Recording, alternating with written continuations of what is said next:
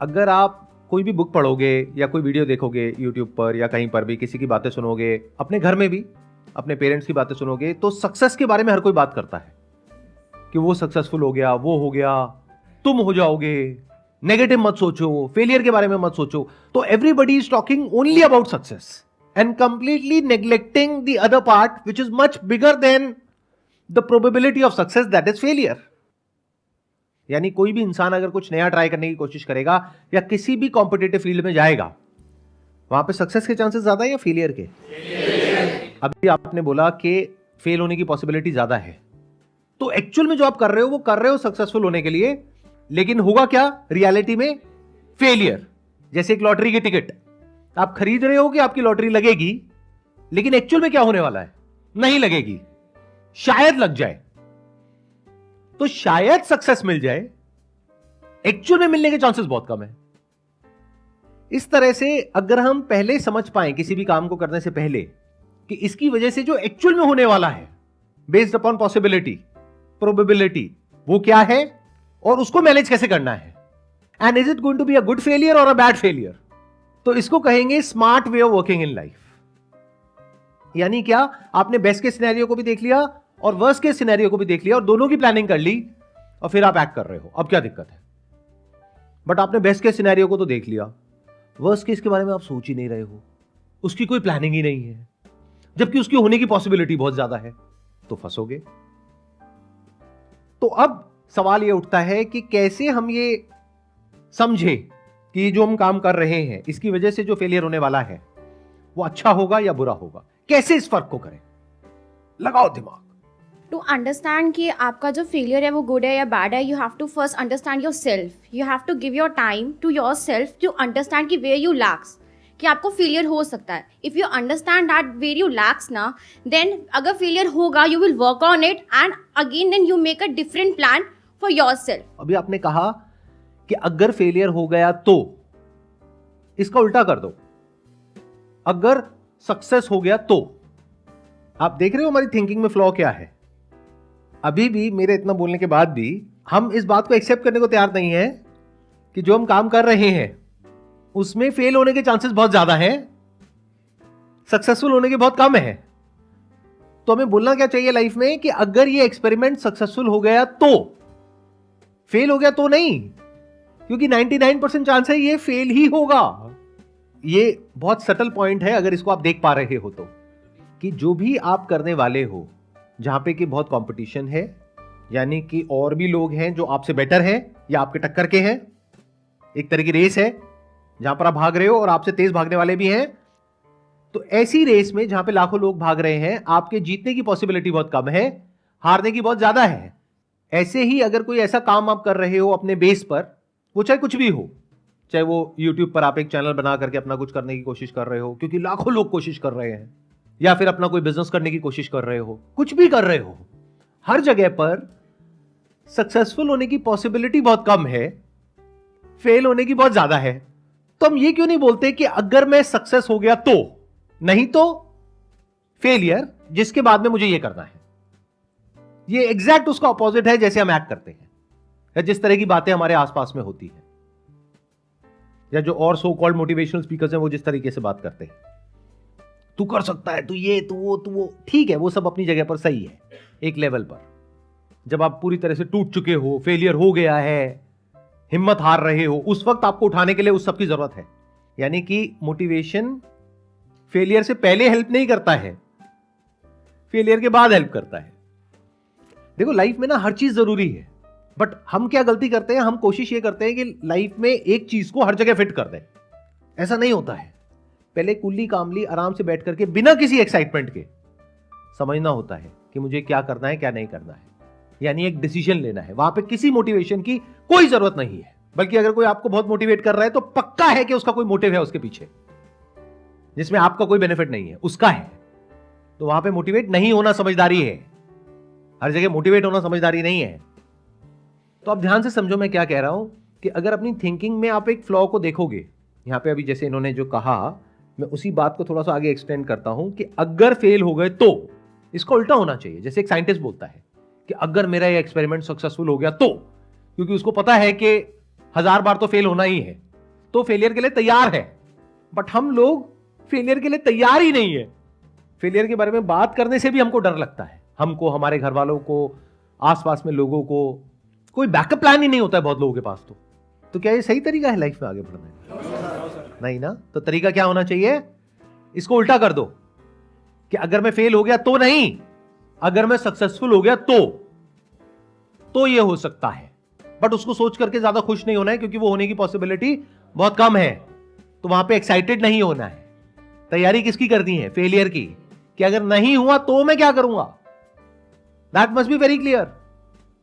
अगर ये प्लानिंग करने के बाद में आप एक्शन ले रहे हो, कोई भी काम कर रहे हो, and if you are okay with it, that is a good failure, because you have already taken that into account. Plus ये भी सोचो कि वो फेलियर मुझे काम कैसे आएगा। यानी कि अगर मैं कहीं पर जाता हूं, जॉब के लिए अप्लाई करता हूं, क्या ये जो मैंने 4 साल बिताए हैं, क्या ये वहां पर काम आएगा? अगर आएगा तो that is a good failure, क्योंकि फिर वो एक स्टेपिंग स्टोन के जैसा हो गया। बट अगर आप जॉब के लिए जा रहे हो और वो जो आपने 4 साल तक किया वो कहीं काम नहीं आने वाला, तो that is a bad failure. अगर और सिंपल करूं तो आप कहीं पर जॉब कर रहे हो, कोई इंसान आया आपके पास में, बोला जॉब वॉब में कुछ नहीं पड़ा है। जॉब करने का वैसे भी किसी का मन तो होता नहीं है। सबसे ज्यादा जो हार्ट अटैक्स होते हैं वो मंडे मॉर्निंग को होते हैं। वर्ल्ड वाइड ये डेटा प्रूवन है। तो मन तो किसी का भी नहीं है। तो कोई भी आया आकर के कहा कि भाई आपका मन है जॉब करने का? नहीं है। तो क्यों कर रहे हो? आओ हमारे पास में आ जाओ, बी योर ओन बॉस। और कोई भी आपको बड़ा सा सपना दिखाया, आपने जॉब छोड़ दी और आपको बोला जॉब में कितना कमा रहे हो? 50,000 रुपए। अरे 50,000 रुपए कुछ नहीं होता, ये देखो 5 लाख का चेक। आपकी आंखें चमक गई। आप तो मोटिवेट होने के लिए तैयारी बैठे हो। मोटिवेट हो गए, जॉब पे जा करके स्टाइल से, अब ये 50,000 में मेरा कुछ नहीं होने वाला, मैं 5 लाख कमाऊंगा। अब 6 महीने हो गए, 5 लाख छोड़ो, 5,000 भी नहीं आया। जेब से 50,000 लग गया, वो अलग। अब आप भटक रहे हो दर दर। अपने फ्रेंड्स भी आपने खराब कर लिए। यानी अब आपके फ्रेंड्स आपको देख करके साइड से निकल जाते हैं। मेरी बात को समझ पा रहे हो? नहीं समझ पा रहे हो? मैं डायरेक्टली कुछ भी नहीं बोल रहा हूं, लेकिन सब कुछ बोल रहा हूं। मतलब आपके दोस्त भी आपके नहीं रहे, आपके रिश्तेदार भी आपके नहीं रहे, आपकी नौकरी भी आपकी नहीं रही, और घर में मान लो आप शादीशुदा हो, बच्चे हैं, तो बच्चों के स्कूल की फीस देने के पैसे नहीं हैं। वाइफ से घर में रोज कलेश हो रहा है। Is it a good failure और अ बैड फेलियर? और अ वेरी बैड फेलियर। और ऐसा 2-4 लोगों के साथ नहीं हो रहा है, लाखों लोगों के साथ हो रहा है जी। मान लो कोई ऐसी गवर्नमेंट जॉब है जिसके पीछे सब दीवाने हैं। वो क्या है मुझे बोलने की भी जरूरत नहीं है। आप में से भी बहुत दीवाने यहां पर बैठे होंगे। हाथ ऊपर करना, कितने हैं वो दीवाने? अरे क्या बात है। तो उसमें प्रॉब्लम क्या है? सीट्स बहुत ही कम है, एप्लीकेंट्स बहुत ज्यादा है, और तैयारी कराने वालों की तो कोई कमी ही नहीं है। ठीक कह रहा हूं, गलत कह रहा हूं? और वहां पे मोटिवेशन की कोई कमी नहीं है। मतलब आपको मोटिवेट करना, आपके घर वालों को मोटिवेट करना बहुत ही आसान है। जो भी आपके और आपके पेरेंट्स के, आपकी फैमिली के वाइल्डेस्ट पॉसिबल ड्रीम्स है, वो सब सच हो सकते हैं अगर ये हो गया तो अब आप किसी ऐसे इंसान से या किसी एकेडमी से मोटिवेट हो जाते हो और कहते हो कि मुझे तो यही करना है। एक बार ट्राई करते हो, नहीं हुआ। 2 बार करते हो, नहीं हुआ। 4 बार करते हो, नहीं हुआ। और इसको करने के चक्कर में आप जो भी कर रहे थे, जो आपका और दूसरा प्लान था, वो सब आपने छोड़ दिया। तो क्या ये गुड फेलियर है, बैड फेलियर है? बैड फेलियर है। बट मान लो अगर किसी ऐसी एकेडमी में आप गए और वहां पर आपने तैयारी करी अपने उस ड्रीम जॉब की, लेकिन आपने सोच रखा है कि हाँ इसके होने की पॉसिबिलिटी बहुत कम है, लेकिन मैं ये जो तैयारी कर रहा हूं या कर रही हूं, ये मुझे यहां पर नहीं यहां पर काम आ जाएगी। तो अगर ये जॉब नहीं मिली तो ये तो मिल ही जाएगी। तो क्या ये गुड फेलियर है, बैड फेलियर है? गुड फेलियर है, क्योंकि अब आप प्रैक्टिकली सोच समझ करके प्लानिंग के साथ में रियलिस्टिकली आगे बढ़ रहे हो। और ये भी आपको क्लियर है कि ये जिसको आप प्लान बी कह रहे हो कि अगर ये नहीं हुआ तो ये, वो एक्चुअल में प्लान ए है। मैं दोबारा बोलूंगा ताकि ये बात आपके अंदर तक जाए। एक्चुअल में प्लान ए है जिसको आप प्लान बी बोल रहे हो। अगर ध्यान से मेरी इस बात को सुनोगे तो अपने माइंड के अंदर जो भी आपने अपने फ्यूचर को जैसे भी इमेजिन किया हुआ है, उसका जो पूरा का पूरा रोड मैप है वो अपसाइड डाउन टर्न हो जाएगा। यानी आपका जो प्लान ए है वो प्लान बी बन जाएगा और प्लान बी आपका प्लान ए बन जाएगा। अगर ऐसे एक्चुअल में हो रहा है और ऐसे ही आप एक्ट कर रहे हो, ऐसे ही सोच रहे हो और आपके घर वाले भी ऐसे ही सोच रहे हैं, तो वो गुड फेलियर है, या वो फेलियर है ही नहीं, वो सक्सेस है। ये हमने बात करी जॉब के एंगल से। अब बात करते हैं बिजनेस के एंगल से, कि अगर आप अपना कोई काम करने के बारे में सोच रहे हो या अपने बेस पर कुछ कर रहे हो, वहां पर किसको गुड फेलियर कहेंगे, किसको बैड कहेंगे? एनीबडी जो कुछ बोलना चाहते हैं इससे related. Sir I am a real estate agent, तो मैं एक कंपनी के साथ मिलकर काम करता हूँ जिसपे मैं एज ए कमीशंस ज्वाइन किया है मैंने। तो कमीशंस मेरी बन के आती है जैसे मैं सेल करता हूँ आगे, तो ठीक है। आगे अगर मैं परस्यू करता हूँ, पहले मैंने 6 मंथ का टाइम रखा था ड्यूरेशन की, मैं इस करियर को 6 मंथ देता हूँ।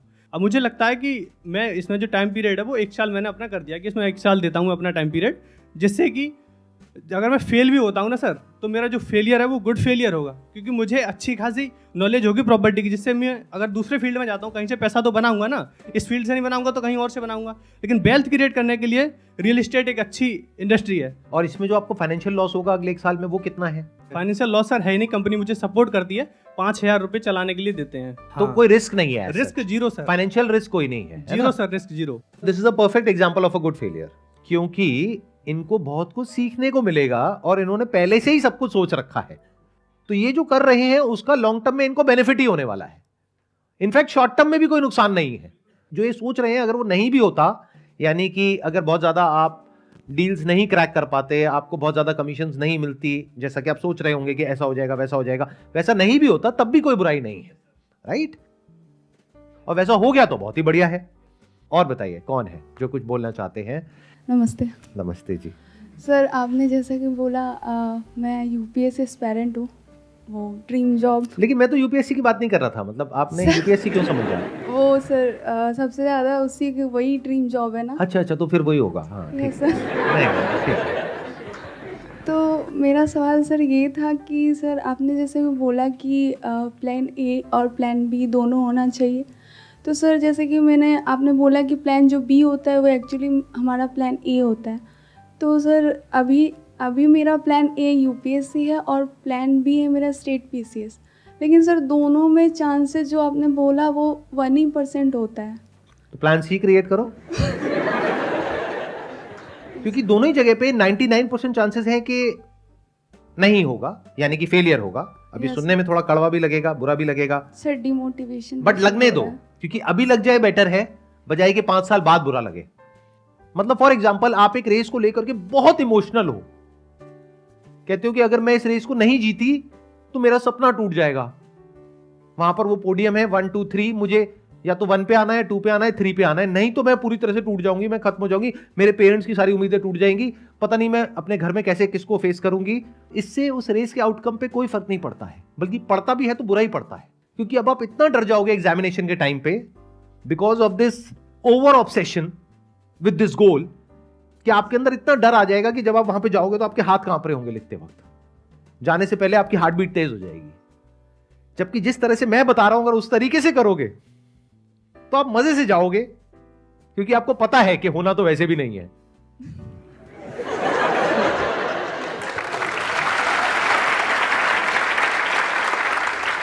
पता नहीं हम ऐसे क्यों नहीं सोचते हैं, क्योंकि ना हमारी अपब्रिंगिंग ऐसी है या फिर हमारी थॉट प्रोसेस ऐसी है। देखो मैं जब भी कोई नया काम करता हूं ना, तो मेरे आसपास वाले जो लोग होते हैं वो थोड़ा टेंशन में होते हैं, मैं हंस रहा होता हूं।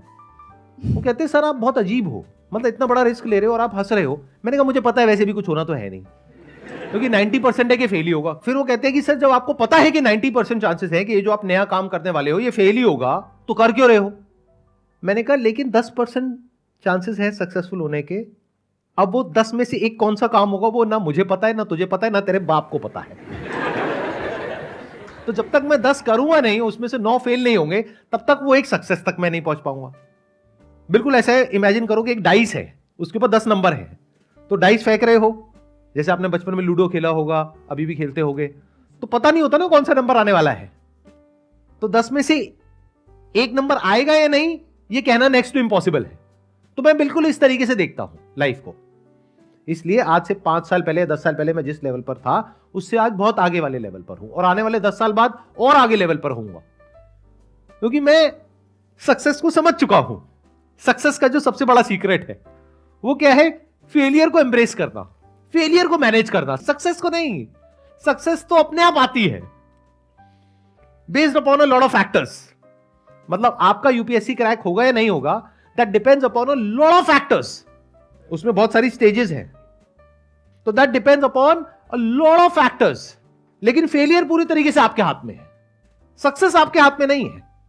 तो फेलियर को मैनेज करो ना, सक्सेस की टेंशन क्यों ले रहे हो? एक्चुअली मैं आपने सर बोला प्लान सी के लिए, तो सर मेरा प्लान सी भी अदर स्टेट पीसीएस है। प्लान डी क्या होगा? Sir other. ये जो आपने बोला ना plan A, plan B, plan C, इसको बोलते हैं प्लान ए। अब मुझे ये बताओ प्लान बी क्या है, जो एक्चुअल में प्लान ए है? That means you don't have any plan. आप समझ रहे हो मेरी बात? आ रहा है समझ में? That means you don't have any plan. तो जब ये तीनों अचीव नहीं हो पाएंगे तो क्या करोगे? परेशान हो जाओगे, तब मेरी वीडियोस देखोगे। सर आपकी वीडियोस देख के आई। नहीं, वो ठीक है, अभी आप देख करके आए हो, सही टाइम पे आ गए, क्योंकि 4-5 साल बाद आते तो बहुत देर हो जाती। सर ये मेरा फर्स्ट अटेम्प्ट होने वाला है। ये फर्स्ट है तो कोई दिक्कत नहीं है, अभी तो पूरी लाइफ आपके सामने पड़ी है। तो अब सोच लो, अगर अभी नहीं भी है तो ये नहीं है कि कोई आपके ऊपर प्रेशर है कि आपको अभी इमीडिएटली बताना है। ये जो आप बोल रहे हो ना plan A, plan B, plan C, इसको बोलो प्लान ए। अगर मेरा सेशन अभी तक समझ नहीं आया है तो, अगर समझ आ गया है तो ये है प्लान बी। अब बताओ आपका प्लान ए क्या है? भाई यूपीएससी। अरे नहीं। आप लोगों को समझ आया मैंने क्या बोला है? किसको आया समझ में? एक बार बताओ हाथ ऊपर करके। आपके प्लान ए और बी और सी तीनों वन ही कैटेगरी के हैं, सारे गवर्नमेंट एग्जाम जिसमें सबके चांसेस ही कम है।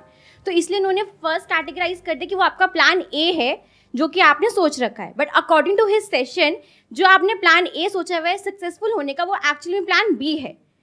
तो वो आपसे पूछ रहे हैं जो आपका प्लान जो बी है आपने डिसाइड ही नहीं किया, वो आप डिसाइड करो या फिर किए हैं, तो वो बताओ। आपको क्लियर हुआ इन्होंने क्या बोला है? एक बार माइक दीजिए। हाँ देखो, अगर आप यूपीएससी की तैयारी कर रहे हो तो वहां तो इससे टफ क्वेश्चंस पूछे जाएंगे ना, तो इतना तो चलता है। हाँ,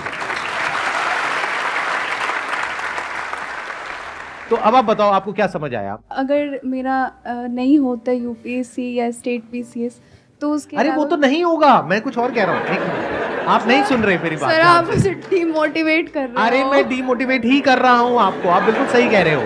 मैं आपको डीमोटिवेट ही कर रहा हूँ और वही मैं करना चाहता हूँ, क्योंकि अगर मैं नहीं करूंगा तो और कौन करेगा? आप सोचो ना, एक मिनट, मेरे अलावा पूरी दुनिया में आपको कोई और नजर आता है जो आपको डिमोटिवेट करेगा? No sir. तो आपका क्या मन है, मैं आपको और डिमोटिवेट करूं और क्लैरिटी की तरफ लेकर के जाऊं या आपको मोटिवेट कर दूं? नहीं, आप क्लैरिटी की तरफ। देखो मैं क्या कह रहा हूं, जिसको आप प्लान ए बी सी बोल रहे हो वो एक्चुअल में प्लान बी है, क्योंकि वो होने की पॉसिबिलिटी बहुत कम है। जो चीज होने की पॉसिबिलिटी बहुत कम होती है उसको प्लान बी बोलते हैं। जैसे गाड़ी होती है, उसमें 4 टायर होते हैं, एक स्टेपनी होती है, तो स्टेपनी क्या है? प्लान बी, क्योंकि गाड़ी के पंचर होने के चांसेस कम है। ऐसे ही ये एग्जामिनेशन क्रैक होने के चांसेस बहुत कम है, तो ये हो गया प्लान बी।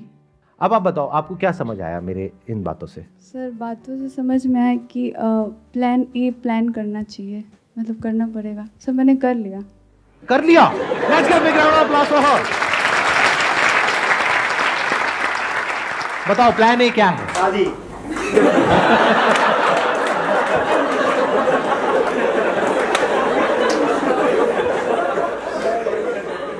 सुन लिया आपने उन्होंने क्या कहा है पीछे से? शादी।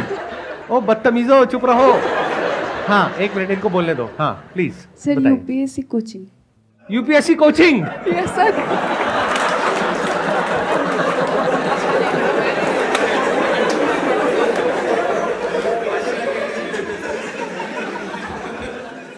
बुरा नहीं है वैसे ये प्लान भी, क्योंकि देखो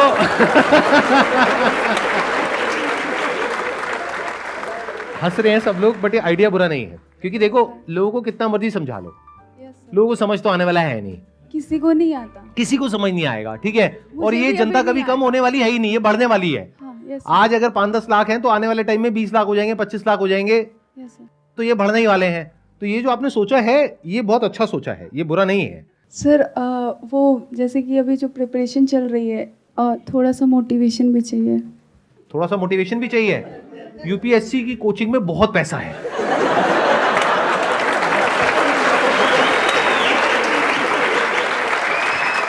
Thank you so much for coming. I hope you enjoyed the session.